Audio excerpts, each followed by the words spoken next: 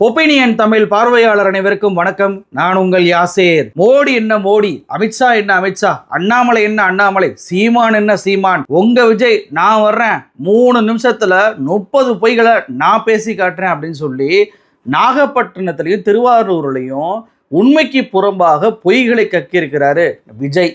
குறிப்பாக முதலமைச்சர் மு.க. ஸ்டாலின் அவர்களும் அந்த தொகுதியுடைய எம்எல்ஏவாக இருக்கக்கூடிய சானவாஸ் அவர்களும் ஏற்கனவே நிறைவேற்றின திட்டங்களை எல்லாத்தையுமே இன்னும் நிறைவேற்றவே இல்லை அப்படின்னு சொல்லி பச்சை பொய்களை பேசியிருக்கிறாரு.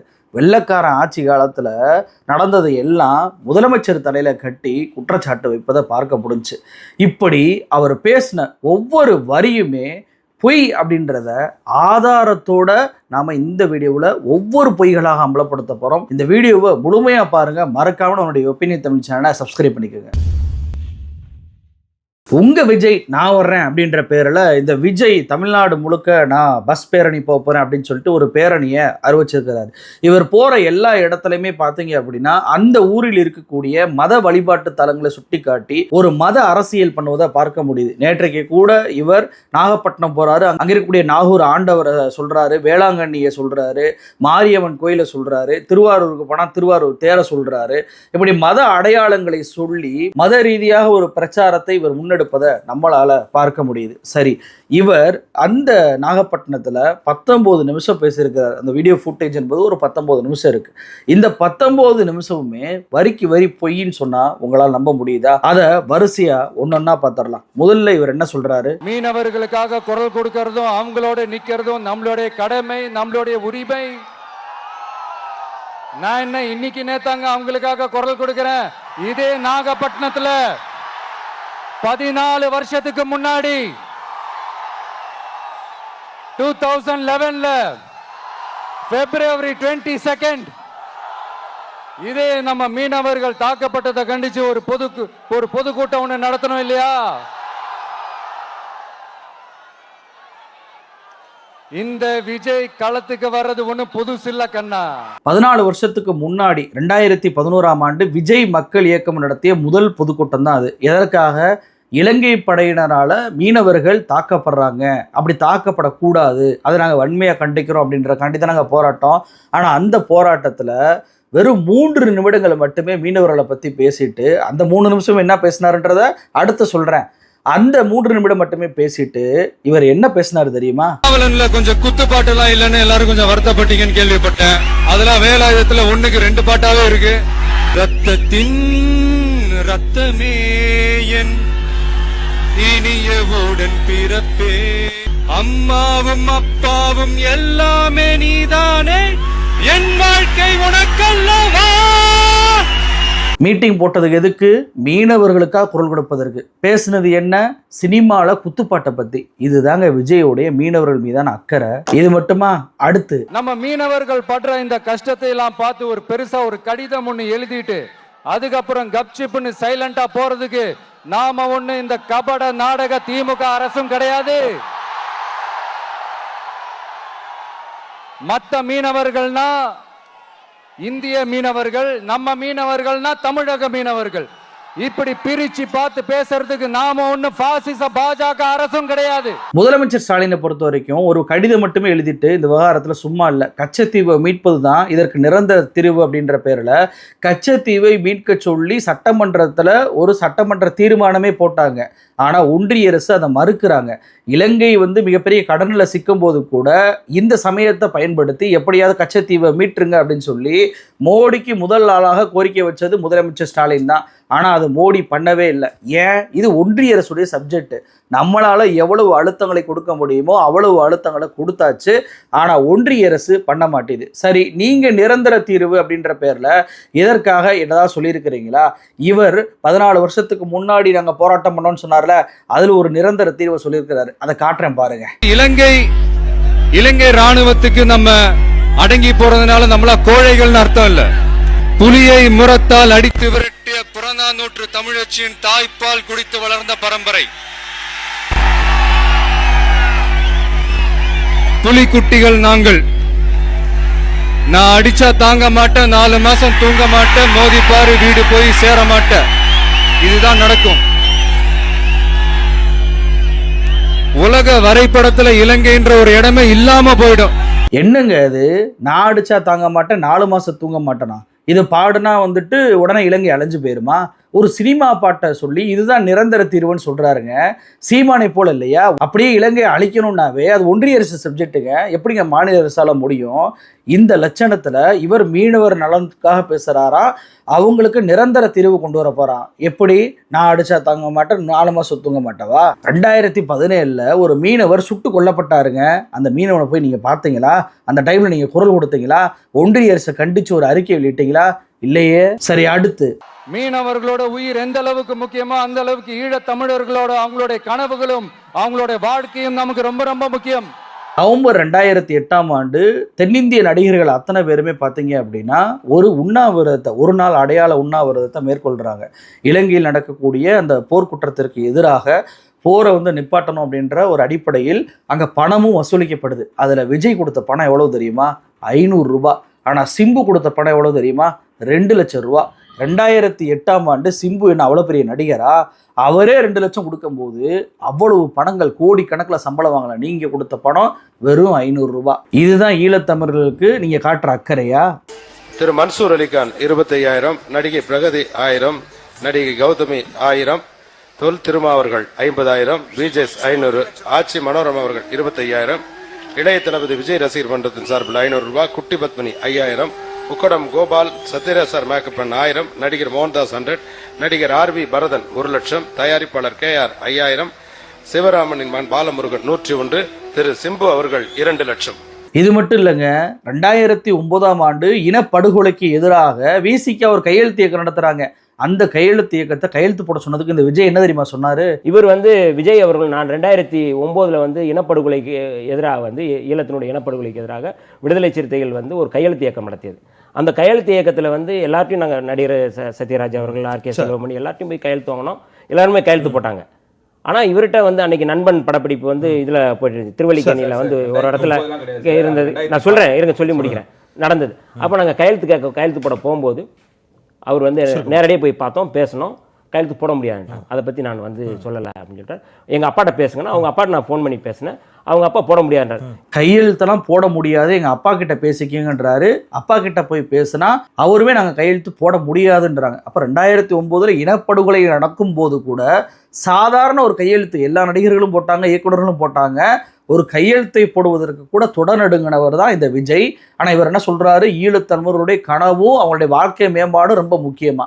கடலோர கிராமங்கள்ல மீன் அரிப்புல இருந்து பாதுகாக்கிற அலையாத்தி காடுகளை அழிக்கிறத பத்தி தடுத்து நிறுத்தி அதுக்கு ஒரு வழி பண்ண வேண்டிய அரசாங்கத்துக்கு இதை விட ஒரு முக்கியமான ஒரு வேலை ஒண்ணு இருக்கு. அது என்ன தெரியுமா? இந்த குடும்பத்தோட வளர்ச்சியும் சொந்த குடும்பத்தோட சுயநலமும் தான். 19 ஆகஸ்ட் 2024 டைம்ஸ் ஆஃப் இந்தியாவில் ஒரு கட்டுரை வெளியாச்சு. என்ன தெரியுமா? தமிழ்நாட்டில் 2021 இந்த அலையாத்தி காடுகள் சதுப்பு நில பரப்பளவு பார்த்தீங்கன்னா 45 ஸ்கொயர் கிலோமீட்டராக தான் இருந்துச்சு. ஆனால் அதுவே 3 வருஷத்தில் 2024 90 ஸ்கொயர் கிலோமீட்டராக அது மாறி இருக்கு. கிட்டத்தட்ட 2 மடங்கு 3 வருடத்திலே அதிகரிச்சிருக்கு அப்படின்னு சொல்லிட்டு ஒரு டேட்டாவை சொல்றாங்க. அதாவது அலையாத்தி காடுகளுடைய அந்த பரப்பளவு அதிகரிச்சிருக்கு அப்படின்ற டேட்டா சொல்லுது. இது மட்டுமல்ல, கிரீன் டிஎன் மிஷன் அப்படின்ற பேரில் கடலோரத்தில் இருக்கக்கூடிய அந்த 13 மாவட்டங்களில் இன்னும் கூடுதலாக புதிதாக சதுப்பு நிலங்களை அலையாத்தி காடுகளை உருவாக்கணும் அப்படின்ற பேரில் ஒரு முயற்சி எடுக்கப்படுது. இந்த முயற்சியில் பார்த்தீங்கன்னா 859 ஹெக்டேர் புதிய சதுப்பு நில காடுகள் உருவாக்கப்படுது தஞ்சாவூரில் மட்டும். 2வது இடத்துல எந்த மாவட்டம் தெரியுமா? இன்னைக்கு விஜய் சொல்கிறாருல, நாகப்பட்டினத்தில் அலையாத்தி காடுகளே இல்லாமல் போய்கிட்டு இருக்கு, இதை தடுப்பதில் கூட உங்களுக்கு என்ன வேற வேலை இருக்குது, சொந்த குடும்பமாக முக்கியம் அப்படின்னு கேட்குறாருல, அந்த நாகப்பட்டினம் தான் 2வது இடத்துல இருக்குது. கிட்டத்தட்ட 586 ஹெக்டேர் சதுப்பு நில காடுகள் என்பது இந்த நாகப்பட்டினம் மாவட்டத்தில் மட்டும் உருவாக்கப்பட்டிருக்கு, புதிதாக உருவாக்கப்பட்டிருக்கு. ஏற்கனவே இருப்பதும் மேம்படுத்தப்பட்டிருக்கு, புதிதாகவும் உருவாக்கப்பட்டிருக்கு. அப்படின்றப்போ விஜய் பேசுனது பொய்ன்னு தெரியுதா? வெறுமன அலையாத்தி காடு மட்டும் இல்லைங்க, கடல் அரிப்புலேருந்து கிராமங்களை பாதுகாக்கணும் அப்படின்றதுக்காகவே நம்பியார் நகரில் மட்டும் 10 கோடி ரூபாயில் கடல் அரிப்பு தடுப்பு சுவர் கட்டப்பட்டிருக்கு. அதே போல் 6 கோடி ரூபாய்க்கு பேரிடர் மீட்பு மையம் செய்யப்பட்டிருக்கு. அதே போல் நாகூர் பட்டினச்சேரியில் மட்டும் 7 கோடி ரூபாய்க்கு கடல் அரிப்பு தடுப்பு சுவர் கட்டப்பட்டு அந்த கிராமங்கள் எல்லாம் கடல் அரிப்புனால பாதிக்கப்படாத வண்ணம் இந்த அரசும் அந்த தொகுதி எம்எல்ஏவான ஆளூர் ஷானவாஸ் அவர்களும் மேம்படுத்தி இருக்கிறாங்க. அப்ப இதுவும் பொய்யா? அடுத்து, இங்க இருக்கிற மக்களுக்கு குடிக்க தண்ணி இல்லாம தவிக்கிறாங்க, அதுக்கு தீர்வா காவிரி தண்ணியை கொண்டு வரலாம், மக்களோட தாகத்தை தீர்க்க கொண்டு வந்தாங்களா? நாகப்பட்டினத்தை பொறுத்த வரைக்கும் அங்க திருமருகல் ஒன்றியம்ன்ற அந்த ஒன்றியத்தை தவிர மற்ற அனைத்து பகுதிகளிலுமே பார்த்தீங்கன்னா உப்பு கலந்த குடிநீர் தான் வரும். அதை குடிக்கவே முடியாது. ராமநாதபுரத்தை தாண்டி நாகப்பட்டினம் தான் இருப்பதிலே குடிநீர் வந்து ரொம்ப ரொம்ப கம்மியாக சோர்ஸ் இருக்கக்கூடிய ஒரு மாவட்டம். இதற்காகவே பார்த்தீங்க அப்படின்னா தமிழ்நாடு அரசு combined water supply scheme CWSS அப்படின்ற பேரில் 1752 கோடி ரூபாய் செலவு பண்ணி தஞ்சாவூர் கொள்ளிடம் ஆற்றிலிருந்து நாகப்பட்டினத்தில் இருக்கக்கூடிய 7.5 லட்சம் குடும்பங்களுக்கு வீடு வீடாக குடி தண்ணியை சப்ளை பண்ணக்கூடிய அந்த ஸ்கீமை TWAD மூலமாக செயல்படுத்திக்கிட்டு வர்றாங்க. இப்போ அந்த பணிகள் வந்து முடியும் தருவாயில் இருக்குது. முடிகிற போகிற ஒரு திட்டத்தை இன்னும் பண்ணவே இல்லை அப்படின்னு சொல்லி முதலமைச்சர் மீது அபாண்டமான ஒரு குற்றச்சாட்டை இந்த விஜய் அவர்கள் சொல்றாரு. இதுவும் பொய்யா? அடுத்து, இவ்வளவு பாரம்பரிய கடல் சார்ந்த ஊர்ல ஒரு கவர்மெண்ட் மெரைன் காலேஜ் ஒன்னு கொண்டு வரலாம், கொண்டு வந்தாங்களா? நாகப்பட்டினத்துல ஆல்ரெடி ஜெயலலிதா அவர்கள் பேர்ல ஒரு மீன்வள பல்கலைக்கழகம் இருக்கு. இந்த பல்கலைக்கழகத்துல மீன்வளம் சார்ந்த பொறியியல் படிப்பும் நாட்டிக்கல் சயின்ஸும் சொல்லித்தரப்படுது. அப்போ ஏற்கனவே ஒரு மீன்வளம் சார்ந்த ஒரு பல்கலைக்கழகம் அங்கே இருக்கு. இருந்த போதும் அங்கே வந்துட்டு எந்த ஒரு கடல் சார்ந்த பல்கலைக்கழகமும் இல்லை அப்படின்ற ஒரு பொய்யை விஜய் அவர்கள் சொல்றாரு. சரி, இதுல கூட விஜயுடைய கட்சியினர் வந்து ரசிகர்கள் வந்து ஒரு கேள்வி எழுப்பலாம். மீன்வளம் சார்ந்த பல்கலைக்கழகம் வேறு, மெரைன் இன்ஜினியரிங் பல்கலைக்கழகம் வேறு, அதையும் கொண்டு வரல அப்படின்னு சொல்லி கேட்கலாம்.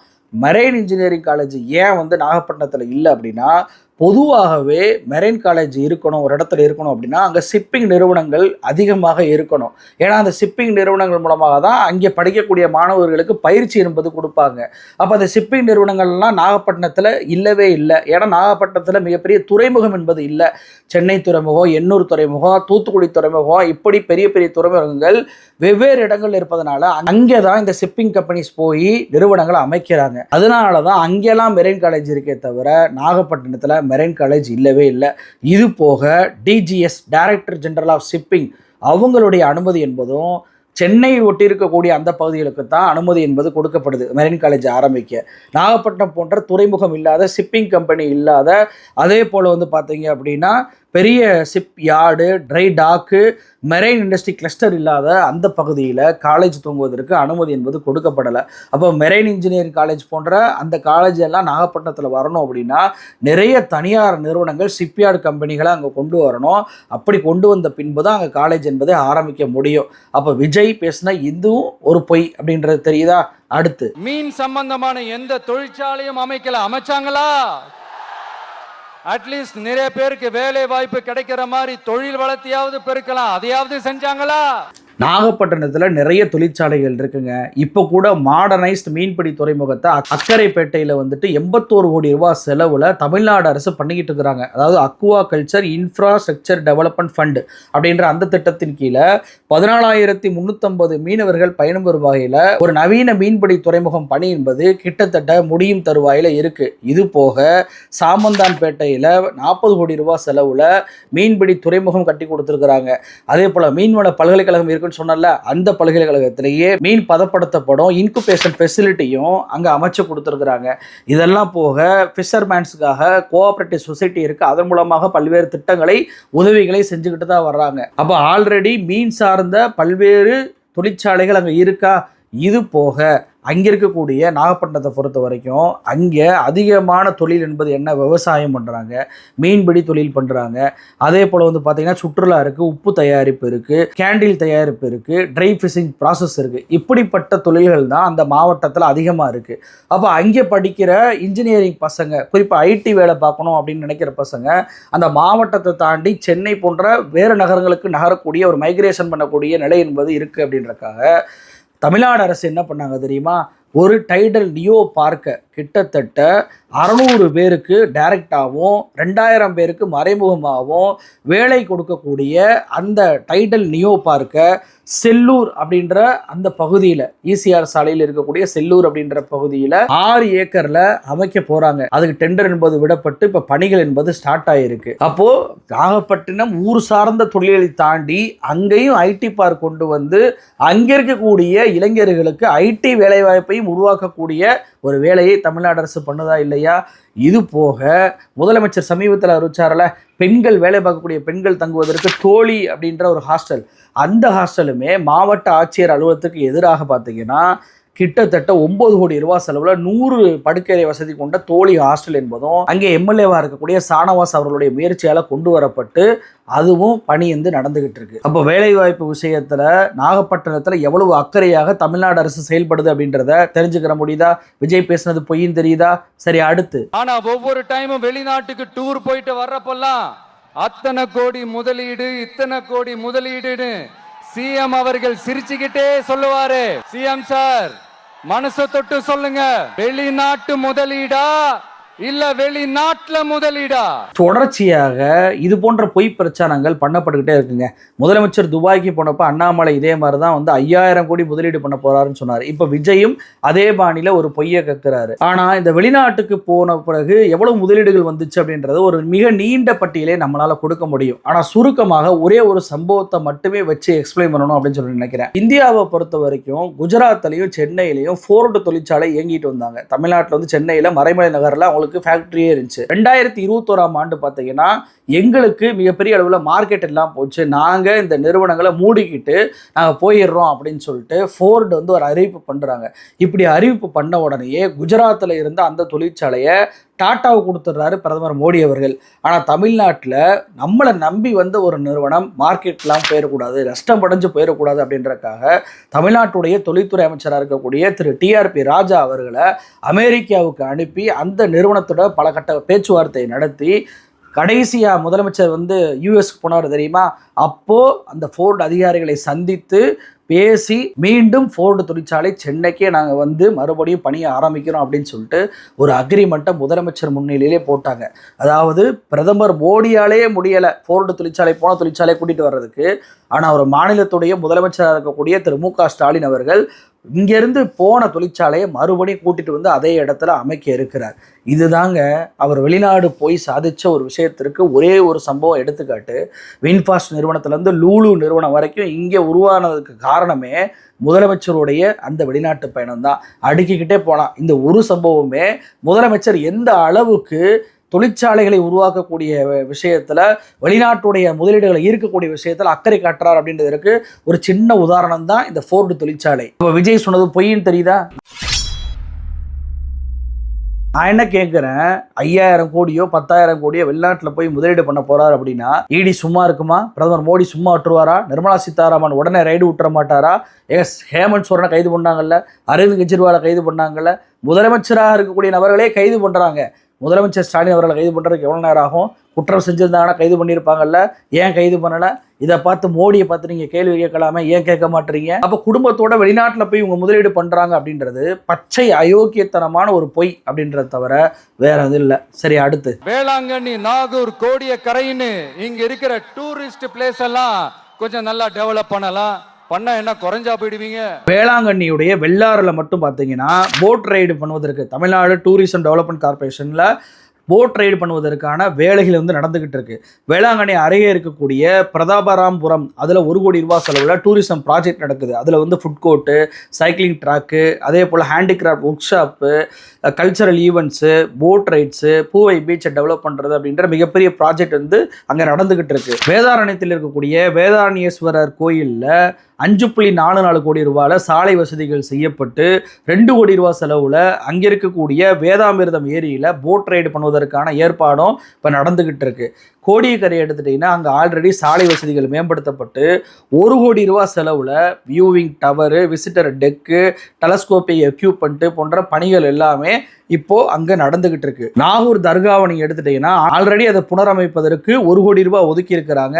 பொதுவாகவே பீச்சுனா வேளாங்கண்ணி பீச்சுக்கு தான் போகிறாங்க. நாகூர் தர்கா பக்கத்துலேயும் ஒரு பீச் இருக்குது, அதை டெவலப் பண்ணால் அங்கேயும் ஒரு சுற்றுலாத்தலம் வரும் அப்படின்ற பேரில் நாகூர் தர்காவுக்கு அருகே இருக்கக்கூடிய சில்லடி கடற்கரையில் நாகூர் ஹனீபா நினைவு பூங்கா 2.5 கோடி ரூபாயில் அங்கே திட்டங்களை இப்போ செயல்படுத்திக்கிட்டு இருக்காங்க. அந்த பூங்கா அமைச்சிக்கிட்டு இருக்கிறாங்க. இது போக நாகூர் தர்காவுக்கு அருகே ஒரு நெய்தல் பூங்கா அப்படின்ற பேரில் 6 கோடி ரூபாய்க்கு நிலம் ஒதுக்கப்பட்டு பணிகள் என்பது நடந்துகிட்டு இருக்கு. அப்போ அங்கேயும் கூடுதலான ஒரு சுற்றுலாத்தலத்தை உருவாக்கணும் அப்படின்றது தான் அந்த திட்டத்தோடைய நோக்கம். இது போக காமேஸ்வரம் பீச், அதில் வந்துட்டு ஆமைகள்லாம் அரிய வகை ஆமைகள்லாம் வருது அப்படின்றதுக்காக அந்த கடற்கரையை ப்ளூ ஃபிளாக் சர்டிஃபிகேட் வாங்கணும்ன்ற அந்த முயற்சியிலுமே தமிழ்நாடு அரசு இருக்கிறாங்க.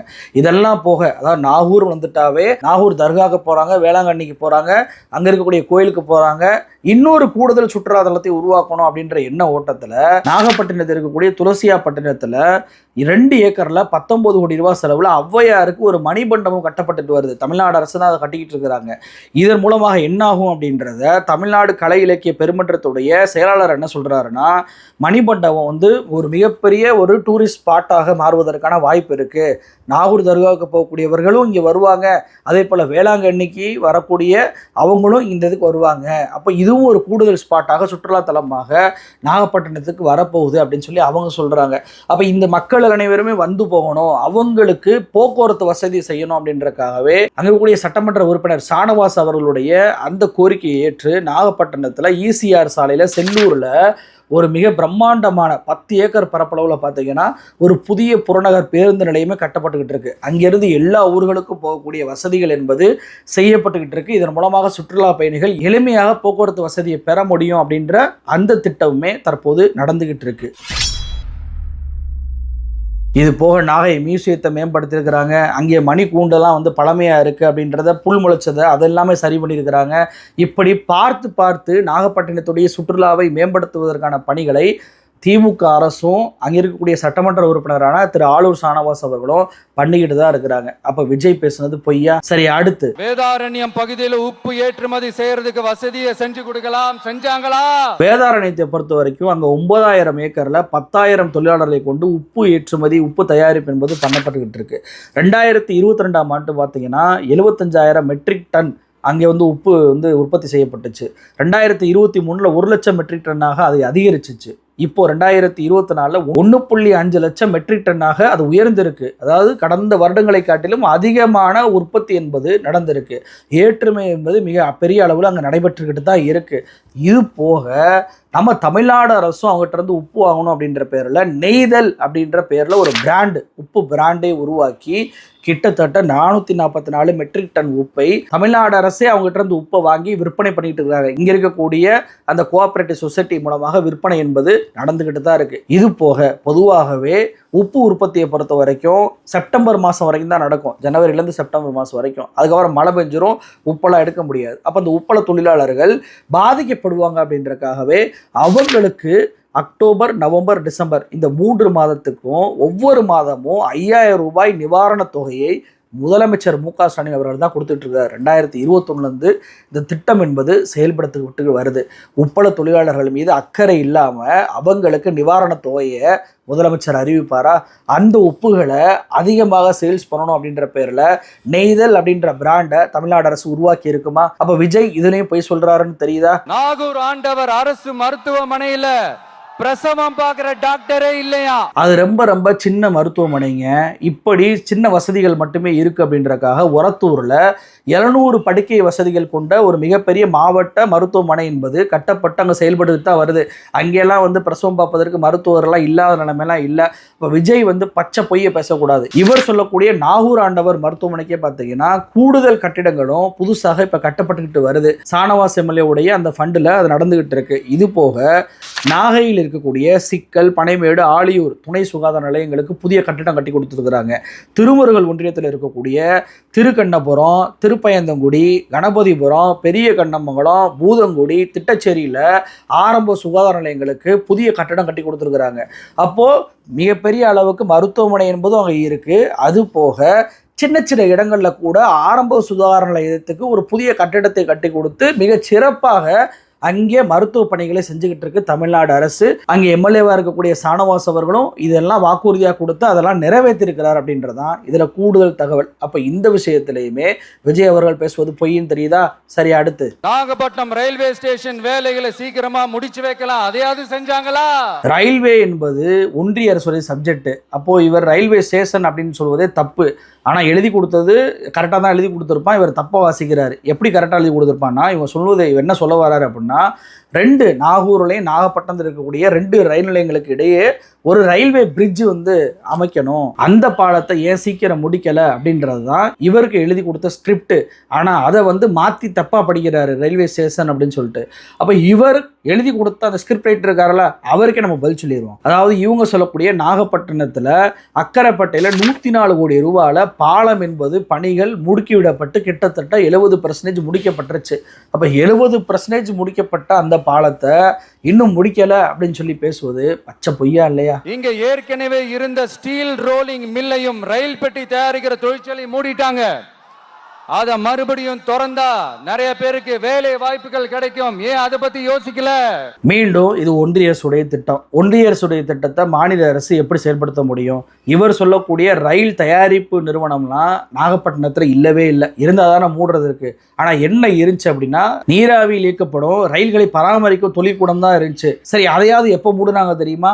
1928 அந்த தொழிற்கூடத்தை திருச்சி பொன்மலைக்கு மாற்றிட்டாங்க. 1928 யாருங்க ஆட்சி பண்ணா? வெள்ளைக்கார ஆட்சிங்க. வெள்ளைக்கார ஆட்சியில் ஒரு தொழிற்கூடம் நாகப்பட்டினத்திலேருந்து திருச்சி கொண்டு போயிருக்கிறாங்க. அதை போய் முதலமைச்சர் ஸ்டாலின் தலையில் கட்டுறாரு பாருங்க. அதுவும் ரயில் பெட்டி தொழிற்சாலை கொண்டு வர்றது ஒன்றிய அரசுடைய கடமை. அதையும் முதலமைச்சர் ஸ்டாலின் தலையில கட்டுறாரு பாருங்க. எந்த அளவுக்கு ஒன்றும் தெரியாத ஒரு நடிகராக அவர் இருக்கிறாருன்னு பாருங்க. சரி, அடுத்து மேலக்கோட்டை வாசல் NH மேம்பாலம் கட்டி 50 வருஷம் ஆச்சு. அது சரியா மேம்படுத்தலாம், அதை செஞ்சாங்களா? இந்த பாலத்தை பொறுத்த வரைக்கும் அதை கட்டி 50 வருஷம் ஆனாலுமே அது உறுதிப்பாடாக தான் இருக்கான். செக் பண்ணிட்டாங்கன்னா உறுதியாக இருக்கிற பாலத்தை எதற்காக மேம்படுத்தணும்? ஏதாவது ஒன்று பேசணுன்றதுக்காக பேசக்கூடாது. சரி, அடுத்து Thanjavur to Nagapattinam NH road வேலை பல வருஷமா நடக்குது. இன்னும் முடிச்ச பாடே காணும். வேகப்படுத்தி முடிச்சிருக்கலாம், அதையாவது செஞ்சாங்களா? அந்த ரோடு வேலையெல்லாம் முடிஞ்சு போச்சுங்க. முடிஞ்சு போன ரோடை எப்படிங்க முடிக்க முடியும்? என்னங்க பேச்சு இது? அப்போ நாகப்பட்டினத்தில் இதையெல்லாம் திமுக காரங்க செய்வாங்கன்னு சொல்லியே உங்களை ஏமாத்திட்டாங்க அப்படின்னு சொல்லி ஒன்றிய அரசுடைய சப்ஜெக்ட். வெள்ளைக்காரன் பண்ணதுக்கெல்லாம் ஸ்டாலின் பொறுப்பு. அதே போல் கட்டி முடிச்ச திட்டங்களையெல்லாம் கட்டி முடிக்கலன்றது, பணிகள் நடந்துகிட்டு இருக்க திட்டங்களையெல்லாம் ஒன்றுமே நடக்கலன்றது, இப்படி பல்வேறு பொய்களை அடுக்கி பேசியிருக்கிறாரு விஜய். யார் எழுதி கொடுத்தான்னு தெரில. அநேகமாக அந்த ஆதவ் அர்ஜுனன் டீமாக தான் இருக்கும்னு நினைக்கிறேன். போய் பார்த்துட்டு வாங்கடான்னு சொல்லிட்டு 4 சின்ன பசங்களை அனுப்பி வச்சுருப்பாங்க. அவங்களும் மேம்போக்கா என்ன இருக்குது அப்படின்றத பார்த்து எழுதி கொடுத்துட்டாங்க. அதையும் நம்பி இவர் பேசி அப்பட்டமாக மாட்டிக்கிட்டாரு. மாற்று அரசியல் பணம்னு நினைக்கிறவங்க முதல்ல அட்லீஸ்ட் மக்கள் பிரச்சனையாவது என்ன இருக்குது அப்படின்றத உண்மையை தெரிஞ்சுக்கிட்டு பேசுங்க. பொய்களை மட்டுமே பேசாங்க. இது மட்டும் இல்லைங்க, இவர் என்ன சொல்றாரு, எனக்கு நிறைய கட்டுப்பாடு போடுறாங்க, 10 நிமிஷம் தான் பேசணுன்றாங்க, நானே 3 நிமிஷம் தான் பேசுவேன்றாரு. 3 நிமிஷம் பேசுறவருக்கு 10 நிமிஷம் டைம் கொடுத்தா அதுவே பெரிய விஷயம் தானே. அதே இவர் எதிர்க்கிறான்னு தெரில. இதில் இவர் என்ன சொல்றாருன்னா, அரியூரில் பவர் கட் பண்ணிட்டாங்க, அதே போல் பார்த்தீங்கன்னா திருச்சியில் நான் பேசும்போது ஸ்பீக்கர் வயரை கட் பண்ணிட்டாங்க அப்படின்னு சொல்லி இந்த ராம் படத்தில் வந்துட்டு பாருங்க வீட்டில் தண்ணி குழால வரலாம் கூட இணைய போட்டு அடிக்கிறாருங்க அப்படின்னு சொல்லிட்டு சொல்லுவார் தெரியுமா, அந்த கஞ்சா கருப்பு. அந்த காமெடி தான் எனக்கு என்ன வருது. இந்த பவர் கட்டுக்கு உண்மையான காரணம் என்ன தெரியுமா? அதாவது 20/9/2025 தானங்க விஜய் வந்து நாகப்பட்டினத்தில் பேசுகிறாரு. 4 நாளைக்கு முன்னாடியே 16/9/2025 அவங்க மாவட்ட செயலாளர் சுகுமார் தன்னுடைய லெட்டர் பேட்லேயே விஜய் வர்றாரு, எங்களுடைய ரசிகர்கள் அத்தனை பேருமே மின்கம்பத்தில் ஏறுவாங்க, சாக்கடிச்சு செத்து போயிடுவான், அதனால் தயவு செஞ்சு விஜய் வர்ற நேரம் மட்டும் கரண்ட் ஆஃப் பண்ணி வைங்க, எங்கள் பிள்ளைய உயிரோடு இருக்கும் அப்படின்னு சொல்லி ஒரு கெஞ்சல் கடிதத்தை எழுதி கொடுத்து எக்ஸிக்யூட்டிவ் இன்ஜினியர்கிட்டையுமே கையெழுத்து வாங்கி ஒப்புதல் வாங்கிட்டு போயிருக்கிறாங்க. அப்போது இவங்களே மின்தடை கேட்டுட்டு நான் வர்றேன்னு பார்த்த உடனே பார்த்தீங்களா மின் தடை பண்ணிட்டாங்க அப்படின்னு சொல்லி பச்சை பொய்யை பேசுகிறாரு விஜய் அவர்கள். எவ்வளோ பெரிய அயோக்கியத்தனம் பாருங்களேன். இது மட்டும் இல்லை, இவர் என்ன சொல்கிறாரு, ஸ்பீக்கர் வேற கட் ஆயிருச்சு அப்படின்றது. ஆனால் இவங்க ஒளிபரப்புற லைவ் எதுவுமே, இவங்களுடைய யூடியூப் சேனலில் ஒளிபரப்புற லைவ் எதுவுமே சரியாகவே கேட்கல அப்படின்னு சொல்லி இவங்களுடைய தொண்டர்களே சொல்கிறாங்க. பாலிமர் சேனல்லையும் வேறு சேனல்ல தாங்க சரியாக கேட்குது, உங்களுடைய ஆடியோவே சரியில்லைங்க அப்படின்னு சொல்லி குறை சொல்வதை பார்க்க முடியுது. அது மட்டும் இல்லை, இன்னொரு ஃபோட்டோ காட்டுறேன், அதில் பாருங்கள், விஜய்க்கு பக்கத்தில் ஒரு பாடி கார்டு, அவர் வந்து மைக் ஒரு ரெக்கார்டரை வந்து பக்கத்துலேயே வச்சுக்கிட்டு இருக்கிறத பார்க்க முடியுது. என்னன்னா இவர் பேசுகிறது எதுவும் கேட்க மாட்டேது அப்படின்றக்காக ஒரு ஆடியோ சிஸ்டத்துக்காக ஒரு பாடி கார்டையே பக்கத்தில் உட்கார வச்சுருக்கிறாங்க. தப்பை இவங்க மேலே வச்சுக்கிட்டு மைக் வேலை செய்யலை அப்படின்றதெல்லாம் முன்னேற்பாடு இவங்க பண்ணியிருக்கணும். இவங்க மேலே வச்சுக்கிட்டு ஸ்பீக்கர் வயரை கட் பண்ணது முதலமைச்சர், இபி வயரை கட் பண்ணது முதலமைச்சர். இதுவே ஆர்எஸ்எஸ்க்கு செய்வீங்களா? அமித்ஷா வந்தால் செய்வீங்களா? பிரதமர் மோடிக்கு கட்டுப்பாடு போடுவீங்களா? அடேங்கப்பா, அவங்களோடலாம் அவங்கள ஒப்பிடுறீங்களே, அவங்களுக்கு கட்டுப்பாடு இருக்குது பாஸ். 2024 நாடாளுமன்ற தேர்தலில் பிரதமர் மோடி ரோட் ஷோ போகிறாரு. அவருக்கு என்னென்ன கட்டுப்பாடு போட்டாங்க தெரியுமா? 20 நிபந்தனை, அதில் குறிப்பிட்ட சிலதெல்லாம் சொல்கிறேன். ரோடு ஷோவில் அவர் பேசக்கூடாது, யார்? பிரதமர் மோடியே பேசக்கூடாது, பட்டாசு வெடிக்கக்கூடாது, வெறுப்பு கோஷம் போடக்கூடாது, பேனர் கட் அவுட் வைக்கக்கூடாது, அனுமதிக்கப்பட்ட அந்த பாதையில் மட்டும்தான் போகணும், வேற நிகழ்ச்சி நடத்தக்கூடாது, அலங்கார வளைவு வைக்கக்கூடாது அப்படின்னு சொல்லி பல்வேறு நிபந்தனைகளை பிரதமர் மோடிக்கே போட்ட அரசாங்கம் தான் முதலமைச்சருடைய அரசாங்கம். அது மட்டும் இல்லை, அமித்ஷாவுக்கு கரண்ட்டை கட் பண்ணீங்களா அப்படின்னு சொல்லி கேட்டால் கரண்ட் கட் பண்ணாங்க. அது எதர்ச்சியாக தான் நடந்துச்சு. உங்களை மாதிரி பொய் சொல்லி அவங்கள எதிர்க்கிறாங்கப்பா, என்னையும் எதிர்க்கிறாங்கப்பா அப்படின்னு சொல்லி காட்டுவதற்காக இப்படியெல்லாம் கேடுகட்டத்தனத்தெல்லாம் வந்து யாரும் பண்ணலை. அவங்களே வரும்போது கரண்ட் கட் ஆனதெல்லாம் உண்மை நடந்திருக்கு, ஆனால் அதை வேணும்னு பண்ணலை. சரி, இவர் என்ன சொல்கிற? ஆர்எஸ்எஸ் பேரணி ஒவ்வொரு முறையும் மெரினா பீச் ஏரியாவில் போகணுன்றதுக்கு அனுமதி கேட்கும் போதும் ஒவ்வொரு முறையும் அனுமதி மறுத்த அரசாங்கம் தான் திமுக அரசாங்கம். முதல்ல ஜெயலலிதா அவர்கள் இறந்த பின்பு ஓபிஎஸ் தான் வந்து முதல்ல கையெழுத்து போட்டு ஆர்எஸ்எஸ் பேரணிக்கு அனுமதி கொடுக்குறாரு. தமிழ்நாட்டில் அவங்க ஆட்சியில் தான் ஆர்எஸ்எஸ் பேரணி நடந்துச்சு சென்னையில். அதை முதலமைச்சர் ஆட்சிக்கு வந்த பின்பு தடுத்து நிறுத்தினார். கோர்ட்டு போய் கெஞ்சி நிபந்தனைகளை வாங்கி வேற வழி இல்லாமல் அடக்கி ஒடுங்கி பேரணி போகக்கூடிய நிலைமை தான் ஆர்எஸ்எஸ்க்கு ஏற்பட்டுச்சு. நீங்கள் என்ன சொல்கிறீங்க? ஆர்எஸ்எஸ்க்கு போட முடியுமா? பிரதமருக்கு போட முடியுமா? அமித்ஷாவுக்கு போட முடியுமா? பேஸ் மட்டும் அதுந்திராதான்னு கோ பேக் மோடின்னு சொல்லி மூஞ்சிக்கு நேரம் பலூன் விட்ட ஊர் இது. இங்கே வந்துட்டு மூத்திர சந்தில் வண்டி எடுத்துகிட்டு ஓடினார் பிரதமர் மோடி. இங்கே வந்துட்டு என்ன சொல்கிறீங்க? பேஸ் மட்டும் அதிருமா? பல அடக்குமுறைகளை பார்த்த கட்சி சார் அது. அவங்க ஆட்சியில் பல்வேறு நெருக்கடிகள் கொடுத்த போதும் கூட, நிதி நெருக்கடியிலேருந்து பல்வேறு நெருக்கடி கொடுத்த போதும் கூட கொள்கையில் மாறாமல் இருக்கக்கூடிய ஒரு அரசாங்கம். அந்த அரசாங்கத்தை பார்த்து பேஸ் மட்டும் அதிருன்னு சொல்லக்கூடிய கேவலமாக இல்லையா? பேஸ் மட்டும் யாருக்கு அதிருச்சு? தலைவா அப்படின்ற படத்தை நிப்பாட்டினோனைய அம்மா என்னை மன்னிச்சிருங்கம்மா அப்படின்னு சொல்லி வீடியோ போட்டு பேஸ் மட்டும் அதிர்னது யாருக்கு? ஸ்டாலினுக்கா? உங்களுக்கு விஜய்? பஸ்ஸுக்குள்ளேயே இருக்கணும், பஸ்ஸை விட்டு வெளியே வரக்கூடாது, எவ்வளவு அடக்குமுறை, மிரட்டி பார்க்குறீங்களா? விஜய் சாதாரண ஆளு கிடையாது அப்படின்றாரு. பஸ்ஸுக்குள்ளே இருக்கும்போதே இவ்வளவு கட்டுப்பாடுகள் உங்களுக்கு போட்ட போதும் கூட ஏதாவது ஒன்றை ஃபாலோ பண்ணுறீங்களா? நேற்றைக்கு நீங்கள் நாகப்பட்டினத்துக்கு வந்தபோது கூட இதே மாதிரி மின்கம்பத்தில் ஏறுறான், அதே போல் பக்கத்தில் இருக்க வீடுகளுடைய கூரைகள் மேலே ஏறுறான், கடைகள் மேலே ஏறுறான், கோயில் மேலே சாமி சிலை மேலேயே செருப்பு போட்டு உட்காடுறான். தடுப்பதற்கு ஆள் இல்லையே. அங்கே இருக்கக்கூடிய வேளாங்கண்ணிக்கு ஆலயத்துக்கு சொந்தமான மண்டபத்துடைய மதில் சுவரே உடைச்சு நொறுக்கிட்டு போயிட்டான். சாலைகளை செருப்பு வீசிட்டு போகிறான். கட்டுப்பாடு போட்டு கட்டுப்படுத்த முடியலையே. ஒரு மாப் மென்டாலிட்டியில் ஆர்எஸ்எஸ் பிஜேபி வட இந்தியாவில் எப்படி கலவரம் பண்ணுவானோ அதே மாப் மென்டாலிட்டியில் கலவரம் பண்ணக்கூடிய தொண்டர்களை நீங்கள் உருவாக்கி வச்சுருக்கிறீங்க. அவதூறுகளை பரப்பக்கூடிய தொண்டர்களை உருவாக்கி வச்சுருக்கிறீங்க. அவங்க மத்தியில் நீங்கள் ரோட்டில் இறங்கி போனால் சாமானிய மக்களுக்கு பாதுகாப்பு இருக்குமா? எல்லா வீட்டையும் அடிச்சு நொறுக்கிட மாட்டானா? வீட்டில் இருக்கக்கூடிய லைட்லேருந்து எல்லாத்தையும் போயிடாதா? உங்கள் தொண்டர் ஒருத்தர் 4 போர்டு செங்கிலியை காணா அப்படின்னு சொல்லிட்டு கதறாரு. அவருக்கே அந்த நிலைமைனா பொதுமக்களோட நிலைமை என்னாங்க? வீட்டில் இருக்க பொருள்லாம் திருடிட்டு போயிடுவாங்க. டிவிக்கு தொண்டர் என்ன நல்லவனா? இவ்வளவு கட்டுப்பாடு போட்டு திருந்தாத ஒரு கூட்டம். நீங்களே இதெல்லாம் பண்ணக்கூடாதுன்னு சொல்லி அறிக்கை விட்டீங்களா இல்லையா? அதை கூட ஃபாலோ பண்ணனா இல்லையா? ஃபாலோ பண்ணலைல. அப்புறம் எப்படி நீங்கள் இப்படிப்பட்ட ஒரு அவதூறை தமிழ்நாடு அரசு மேலே கொடுக்குறீங்க?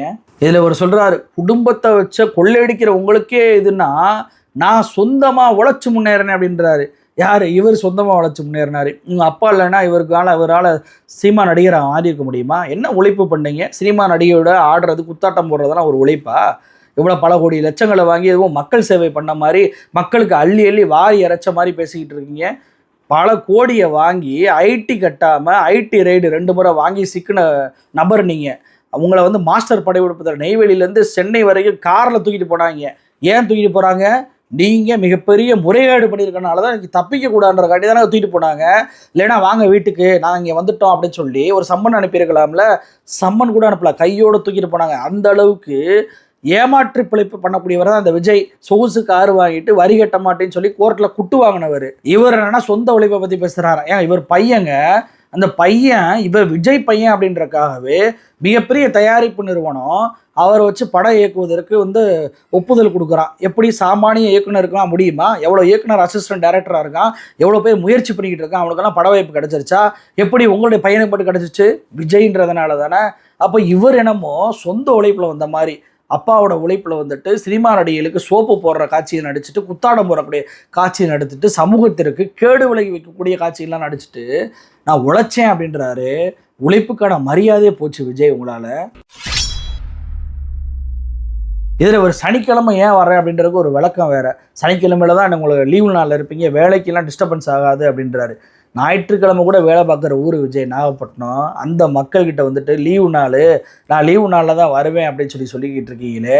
அப்போ நாளைக்கே நீங்கள் முதலமைச்சர் ஆகிறீங்க, ஒரு பிரச்சனை நடக்குது, ஸ்பாட்டுக்கு முதலமைச்சர் போகணும் அப்படின்னா, இல்லை நான் போனால் பிரச்சனை வருங்க, டிஸ்டர்ப் ஆயிரும், வேலை கட்டு போயிடும், நான் சனிக்கிழமை தான் வருவேன் அப்படின்னு சொல்லுவீங்களா? இப்போ நீங்கள் அதான பண்ணிக்கிட்டு இருக்கீங்க.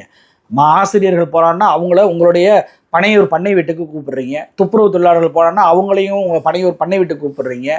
எல்லா நபர்களையுமே இப்போவே பனையூர் பண்ணை வீட்டுக்கு தான் நீங்கள் கூப்பிட்றீங்களே தவிர ஏதாவது ஒரு இடத்துக்கு மக்கள் சந்திப்பு நீங்கள் போயிருக்கிறீங்களா? பண்ணவே இல்லை. இதெல்லாம் இவரை தடுக்கிறாங்களாம். எவ்வளோ பெரிய அயோக்கியத்தனமாக இருக்குது. இங்கே உங்களுடைய வீக்கெண்ட் பிரச்சாரன்றது 5 நாள் மனப்பாடம் பண்ணி அன்றைக்கி ஒரு நாள் மட்டும் வேலை பார்த்துட்டு மறுபடியும் 5 நாள் ரெஸ்ட்டு அப்படின்ற பேரில் இருக்கக்கூடிய நபர் தான் நீங்கள் பாலிடிக்ஸ்க்கெலாம் தகுதி இல்லை. ஒரு அரசியல்வாதி மக்களுக்கு பிரச்சனையே வந்தாலும் மக்களுக்காக குரல் கொடுக்க போகணுங்க. 24/7 அந்த ரேஞ்சில் அவருடைய பணி என்பது இருக்கணும். அது மாதிரி உங்களுக்கு இருக்காதுன்னு தெரிஞ்சு போச்சு. ஆனால் இதற்கு வெக்கமே இல்லாத ஒரு விளக்கம் வேற கொடுக்குறீங்க. கேவலமாக இல்லையா? நீங்கள் அரசியலுக்கு லாய்க்கப்பட்டே வரமாட்டீங்க அப்படின்றதுக்கு இதெல்லாம் ஒரு சாட்சி. அப்போ எவ்வளவு பொய்கள் பாருங்கள். 19 நிமிஷங்க. மோடியால் முடியுமான்னு தெரில, அண்ணாமலையால் முடியுமான்னு தெரில, சீமானால் முடியுமான்னு தெரில. இவ்வளவு பொய்களை ஒரு நபரால் எப்படி பேச முடியும்? அப்போ ஆதவ் அர்ஜுனா போன்ற நபர்கள் தான் இதெல்லாம் எழுதி கொடுத்து அவரை பேச வைக்கிறாங்களா? எனக்கு சொந்த புத்தி சுய புத்தி இருக்க மாதிரி தெரில. விஜய்ன்ற பேரே அவர் வாசி தான் படிக்கிறாரு அப்படின்றப்போ இவருக்கு சொந்தமாக இதெல்லாம் மக்களுக்கு இவ்வளோ பிரச்சனை இருக்குன்றதெல்லாம் தெரிவதற்கு வாய்ப்பே இல்லைங்க. அப்படிப்பட்ட ஒரு நபராக விஜய் அவர்கள் இருக்கிறார் அப்படின்றது தெரியுதா? இப்போ விஜய்க்கு சொல்லக்கூடிய ஒரே ஒரு அக்கறையான ஒரு சஜஷன் என்ன அப்படின்னா, தயவு செஞ்சு பொய் பேசாதீங்க, பித்தலாட்டம் பண்ணாதீங்க. பொய் பேசாமல் மக்களுக்கு உண்மையிலே என்ன பிரச்சனை அதை அடையாளப்படுத்துவோம். ஒரு சினிமா நடிகராக நீங்கள் இருக்கிறீங்க, ஒரு மக்கள் பிரச்சனையை நீங்கள் எடுத்து பேசுனீங்க அப்படின்னா ஒட்டுமொத்த தமிழ்நாட்டுக்கும் அது கவனம் பெறும். அப்போ ஒரு முதலமைச்சர், ஒரு தமிழ்நாடு அரசு என்ன பண்ணுவாங்க? ஆகா, அதை உடனே பண்ணிடுவோம் அப்படின்னு சொல்லிட்டு செய்வதற்கான வாய்ப்புகள் இருக்குது. அப்படி ஏதாவது நல்லது பண்ணுங்களேன், ஏதாவது சுட்டி காட்டுங்களேன், இது பண்ணலைங்க, பண்ணால் நல்லா இருக்குங்கன்னு சொல்லுங்களேன். அப்படி ஏதாவது பண்ணுவீங்கன்னு பார்த்தா அவதூறுகளையும் பித்தலாட்டத்தையும் பொய்களை மட்டும் பரப்புறீங்களே. உங்ககிட்ட என்ன மாற்றத்தை மக்கள் எதிர்பார்க்க முடியும்? இப்படியான பொய்களை தான் நீங்கள் தொடர்ச்சியாக திருவாரூர்லையும் பேசுனீங்க. அதெல்லாம் சொன்னால் இன்னும் நேரமாயிரும்.